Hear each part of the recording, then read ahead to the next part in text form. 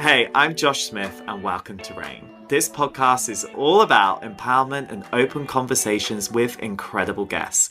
So let's get straight into it.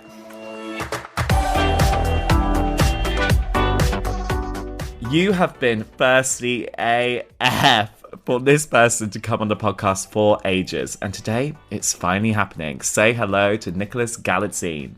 Nicholas came to our attention as Prince Charming in Cinderella with Camila Cabello, and then we saw him in Netflix's Purple Hearts and as the closet gay Prince Henry in Red, White and Royal Blue. And most recently we saw him having sexy times in Sky's Mary and George. Now he stars as a boy band member who falls for a fan's mum, played by Anne Hathaway, backstage at Coachella. Yes, you heard that correctly. In the new Prime Video movie, The Idea of You, which, can I just say, I loved, and you're going to love it too. Today, Nicholas talks about everything from the need for more men to be better allies to women, here, to intimacy scenes, overcoming imposter syndrome, and finally feeling comfortable in who he is. But what I love most is his words about becoming our own cheerleader. So get those pom-poms at the ready. So, Nicholas, how are you? Very good. I'm enjoying talking all about this wonderful project. Yeah, I mean, it's such an amazing movie, and what a time to be alive for you. I mean, over last year, you not only have had Red, White and Royal Blue, Mary and George, and now The Idea of You. Bam! Have you had time to soak it all in? I mean, yes and no. I think, work coming first and foremost has been great, and I think that's when I feel most alive, is really being on these amazing film sets and playing these amazing characters. And I think in some ways you've got to really put all of your validation into just the making of the thing, because you don't know the life of these projects, after you make them, and then just to see this immense appreciation for all these projects is so humbling, and the ability to have serious resonance with a lot of people, I think, has just been really, really special for me. Yeah, and I mean, The Idea of You is amazing. Where were you at in your life when this role came along? I mean, so I just finished filming Red, White and Royal Blue, and Purple Hearts had actually just come out and was starting to blow up, and so I went to, I had read for it, and they had liked me, and then they asked me to come to New York to chemistry test with Annie, and it was just kind of this whirlwind with this amazing, crazy chemistry test, and then getting the role the next day, and seeing Purple Hearts blowing up everywhere, and so it was very, very wild. But went on to film it very, very soon after Red, White and Royal Blue. So it was the first time really I'd done 3 projects on the bounce like that. What was it like going into that first chemistry read with Anne Hathaway? Were you like, oh my God, what is going on? Like, how did you prepare for that? And when did you feel like you first really clicked? I mean, pretty immediately, I have to say. I think Annie carries herself with a huge amount of openness, and there is just something very warm and radiant about her, and it's who she is as an artist as well. She's very connective, and so I went in. I felt her openness, and then we just had so much fun. We were doing this long the scene in the art gallery, and at one point, about 6 pages in, we just decided to kind of go off piste and started improvising with each other, and everyone was laughing, and we thought it was so funny. And then Michael Showalter, our director, had to kind of had to reel us in and say, okay, that was great, but let's do the lines as are on page. And so we just had like a naturalness, between the two of us that really seemed to work. And I think becoming so comfortable with each other, even in the chemistry test, made the notion of going into filming with her just so much easier and calmer, I think. Yeah, and I mean, you are a complete triple threat in this. You sing, you act, you even do a little bit of dancing, and honestly, you're living out the pop band fantasy that I've always had in my life. What was that like to live out that boy band fantasy? So much fun. I mean, it's so gratifying, and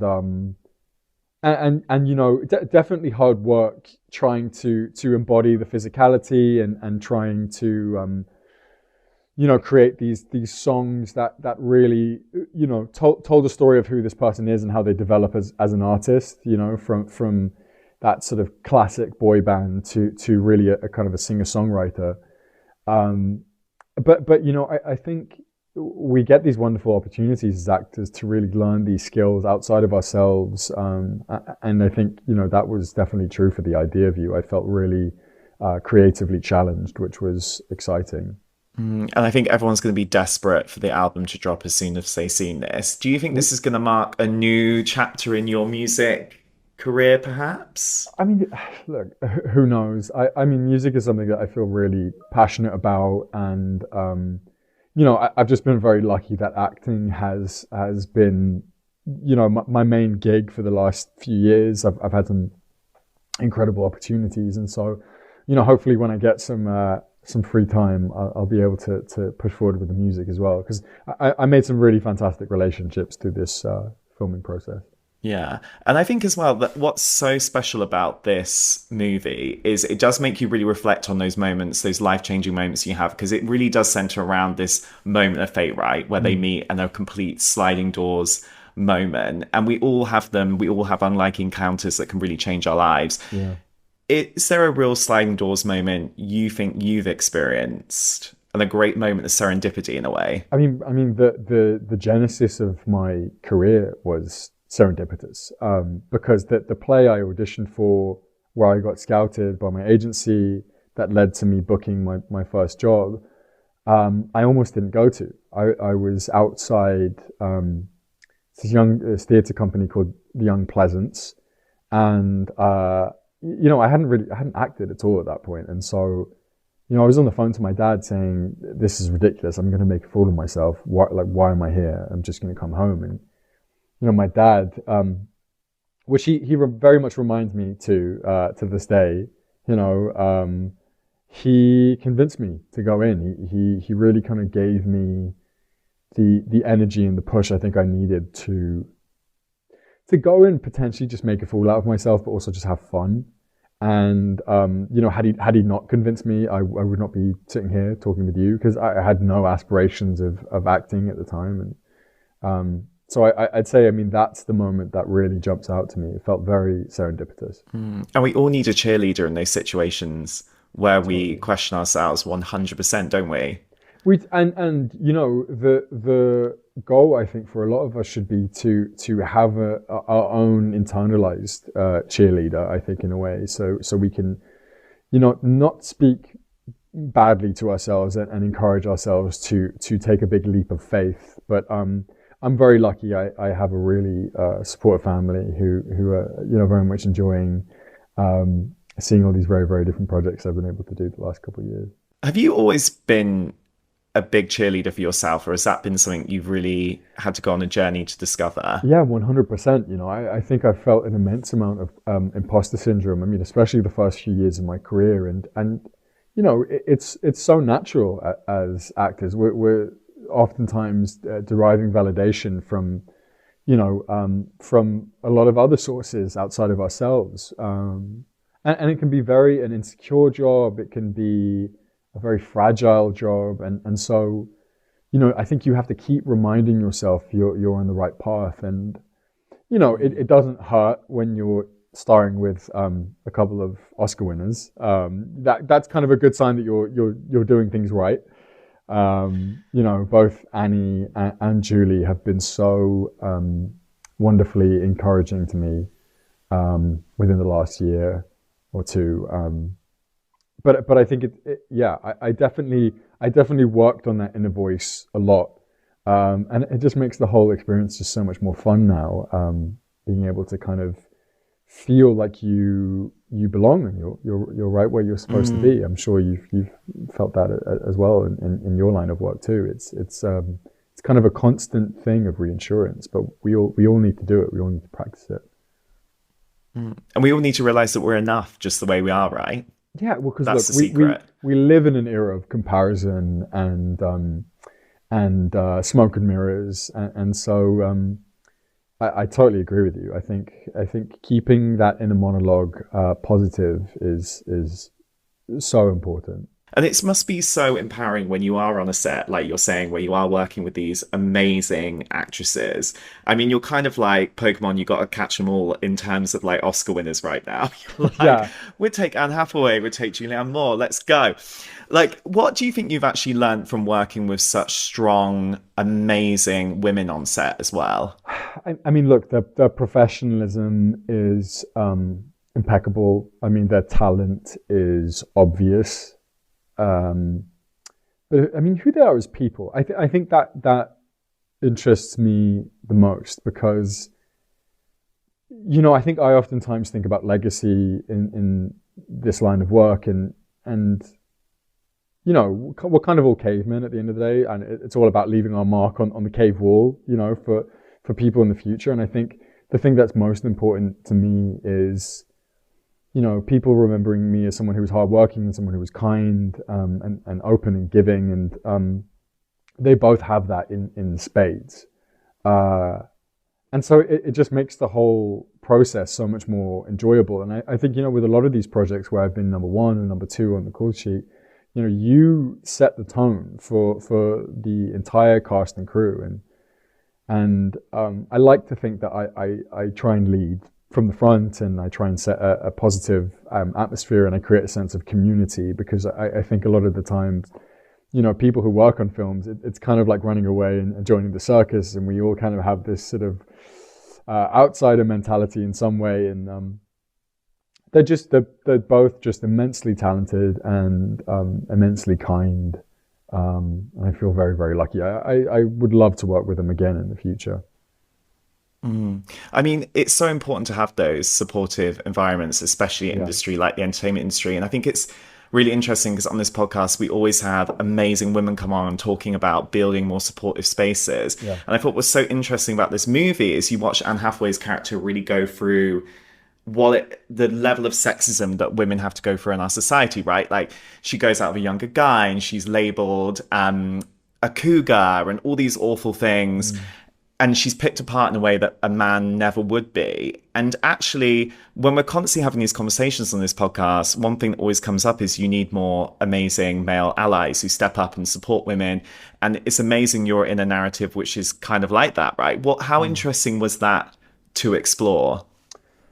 Yeah, I agree with the allyship of it all. I think, as men, we have to set better examples for other men, and that's something I've always been passionate about, and educating, the younger generations that are coming through, and I think, we're not there yet, but we're doing really well in the industry. I think putting talented women in positions of power and decision making, and there are a lot of amazing female-led stories that I think we're seeing much more commonly on screen nowadays, which is good. But it's one thing I love about the movie is I think it has that message, but it also has like a funness and lightness to it as well. And I think the best projects are able to sort of balance message and enjoyment in the same vein.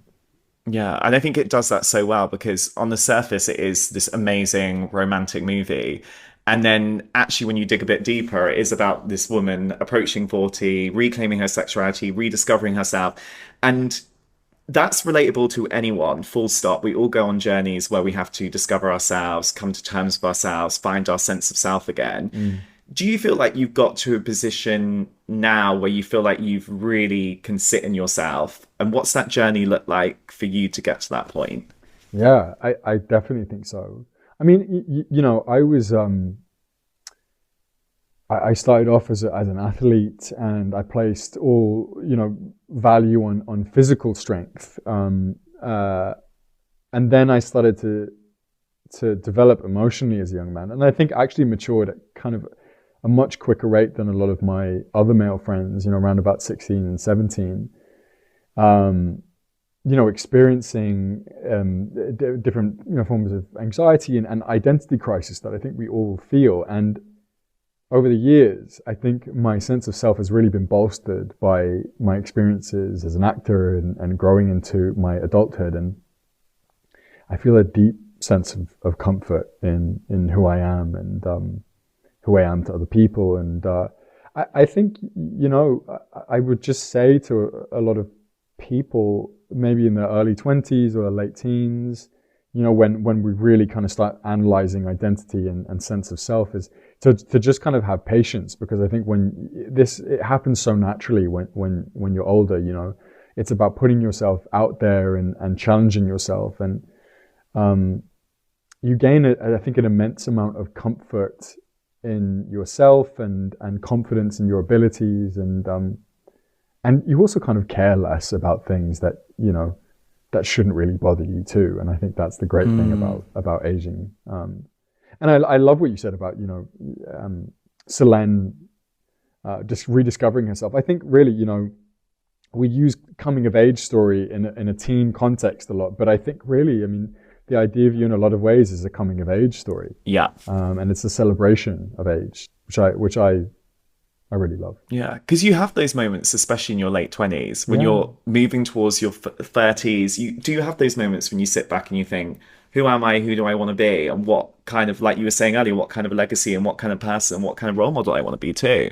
Totally. And Hayes kind of undergoes that as well. And in the industry is, he'd been in the spotlight for a long time since he was a teenager, and wanting to be taken seriously, but taking himself seriously as well, and realizing his value is the kind of journey that he also goes through as well. So it's so hard, but you have to try and just bestow patience upon the people who are kind of going through that, and just keep challenging yourself as well. I think keep pushing yourself and making yourself uncomfortable, because that's the brilliance of my job, is I'm constantly in sort of emotionally vulnerable or uncomfortable positions. And now as a 29-year-old guy, I mean, it's just night and day from when I first started in this industry. I really do enjoy being in these spaces and challenging myself. Everyone's talking about using SPF every day for a reason, babes, but not all sunscreens were born equal. I'm so excited to be working with one of Australia's most loved sun care brands, Mecca Cosmetica, because they've created a capsule of innovative SPFs that not only protect your skin, but also contain advanced skincare ingredients. Mecca Cosmetica's luxury sunscreen formulas are for everyday wear and available as a serum or a cream. So whether you prefer a glowy or a matte finish for a natural base, they have the SPF for you. Find your favorite SPF at meccacosmetica.com.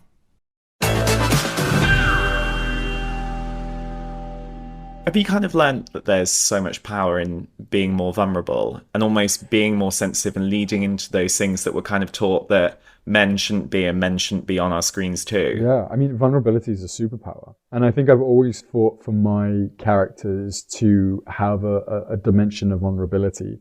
Even in the ridiculous case of Jeff in Bottoms, he I mean, whether it's a vulnerability we can all relate to or whether it is heightened and ridiculous, I think that's what grounds us all, is we all experience this at different points. And I agree with what you said. I mean, especially as men, we need to do better. And I think, as people who are now becoming more and more comfortable within ourselves, we also have to help the younger generations of men. And that's been something I've been passionate about for a long time. I'd like to sort of continue talking to teenage young men who are maybe struggling with images of self-doubt or whatever, because we sometimes don't get the feedback I think we require. I don't know if you sort of necessarily felt that when you were a teen compared to where you are at now, but I think it's exciting. I think a lot of men are really being bolstered by a sense of acceptance in the last few years. I don't think we're there yet, but I think we're definitely moving in the right direction. in that sense, do you kind of feel like you're doing this for your younger self? Because why do you feel that you need to do that? Is it because you didn't have that when you were younger? No, I mean, look, I was very lucky. I grew up around some really incredible male and female role models, but I just I mean, maybe for people who didn't have that, I think it separates into two things. I mean, yes, you want to see that in your work, and I want to be able to send powerful messages to people and have resonance with people. And then, look, on the other side, we also do jobs sometimes that are just fun and are resonant in very, very different ways. And so I think, for me, a healthy balance between, message and joy is kind of the sort of balance I like to have. And in a lot of ways, that brings us back to the idea of you. And what I think is so amazing about the project is it toes the line between both so wonderfully. It definitely does. And I feel like in everything you kind of do, you toe that line so perfectly. Because when you look at even what you've just done in the last year, right? Well, like Red, White, and Royal Blue, for instance, which was such an amazing movie that did so much representation on such a huge level, showing a queer love story in a whole different way. How proud are you of that movie and what that has been able to achieve and do for a whole community? Yeah, so proud. I mean, we talked about resonance before, and I think it's fair to say that movie's had a lot of resonance, and it's just the wholesome content that I think a lot of people had not seen and now have, and it's a little bit of history for a lot of fans of both the book and the movie, and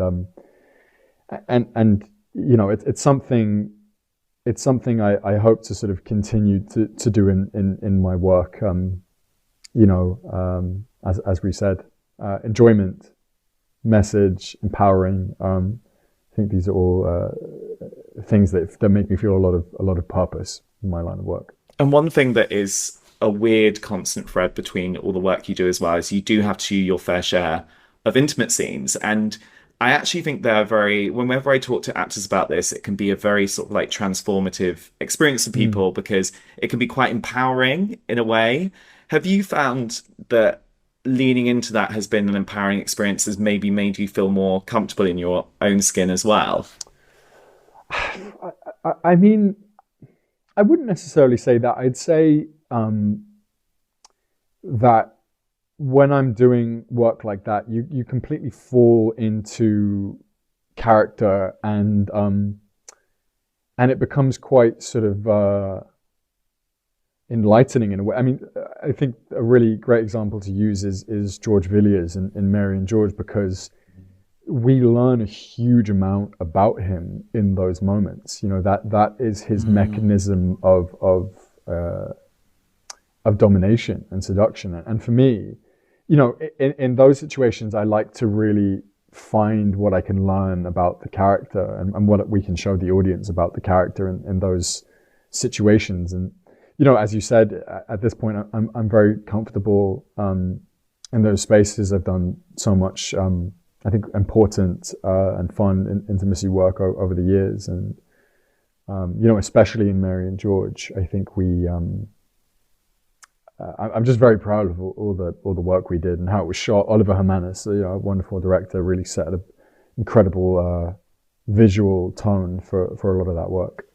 And I think it's so incredible what you are doing and what you've been able to do in the last couple of years. But I think a lot of people would be like, oh my God, he's appeared and look all these amazing things he's been doing. But behind the scenes, we both know that like there's a whole decade that goes before that, a whole load of hard work that has to go.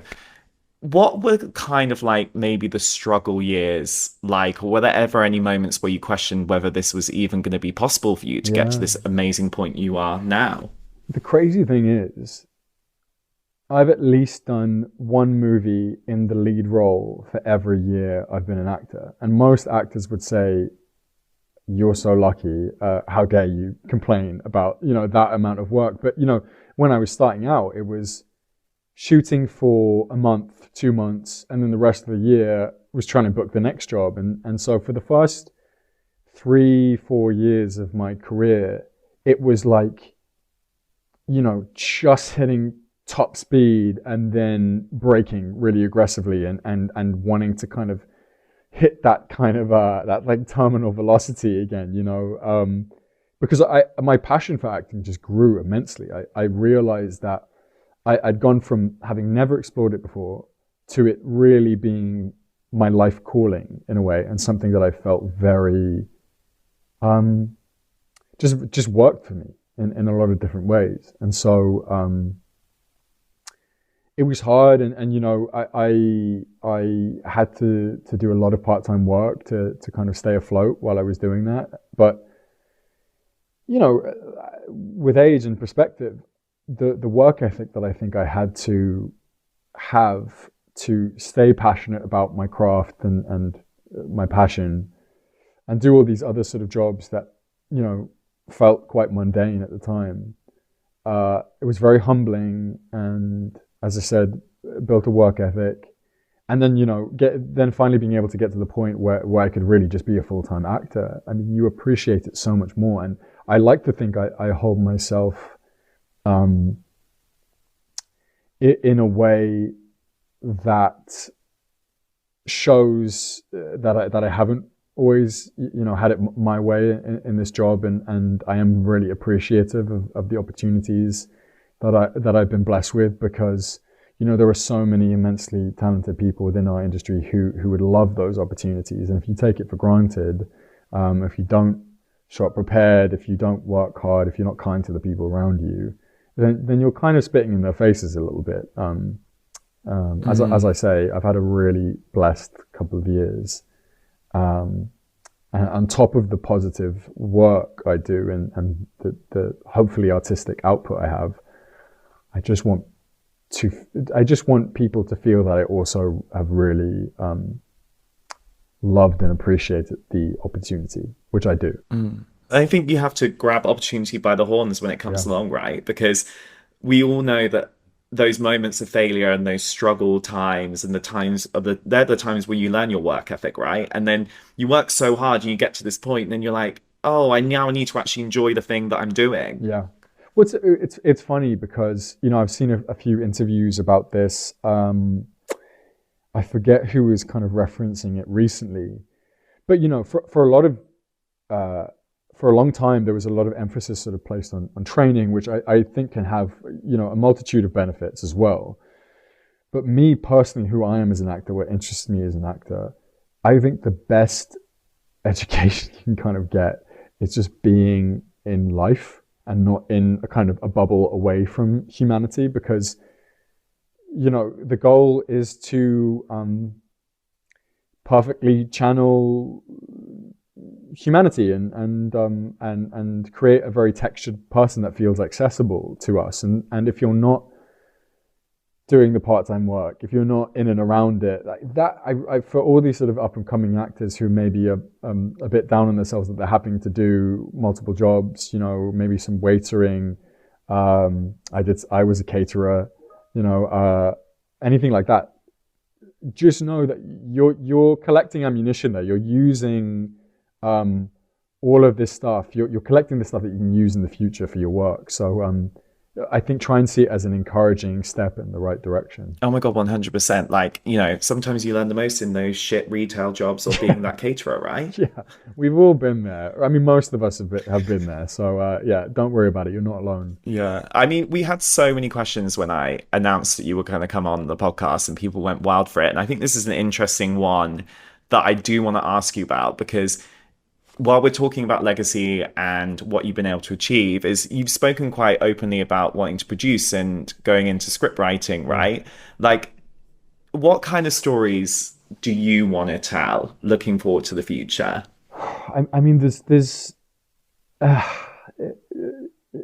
such a wide array. I mean, there's so much genre stuff that I'd love to dip into, because I grew up a bit of a sci-fi nerd and sort of fantasy adventure nerd as well. And so, there's some things in that space that I want to do, but also thematically, you look for comps sometimes where The Talented Mr. Ripley is one of my favorite films.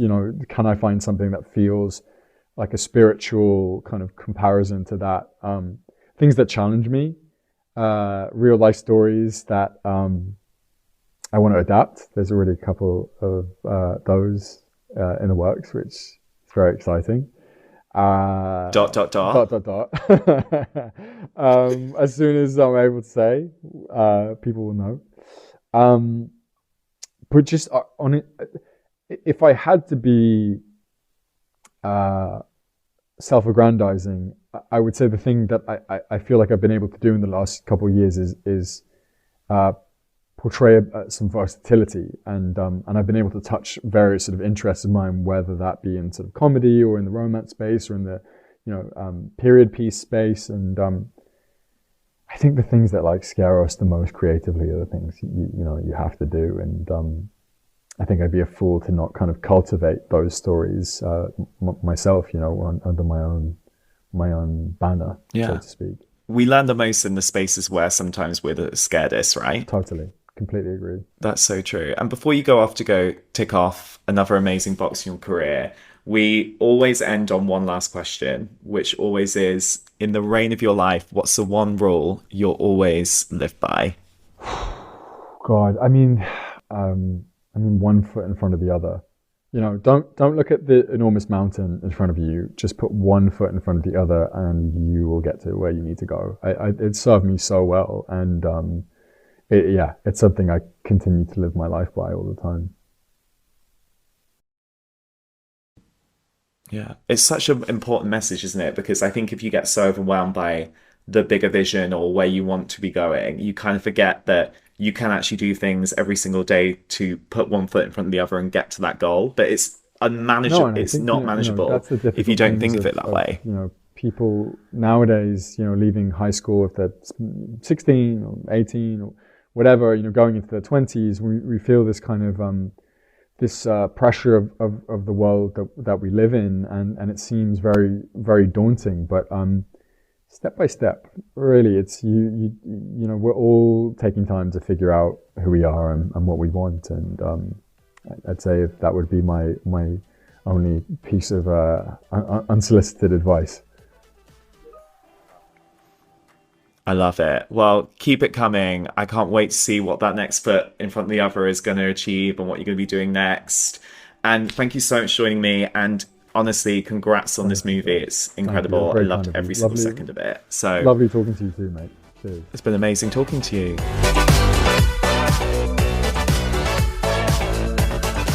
Thanks for being here for this episode of Rain.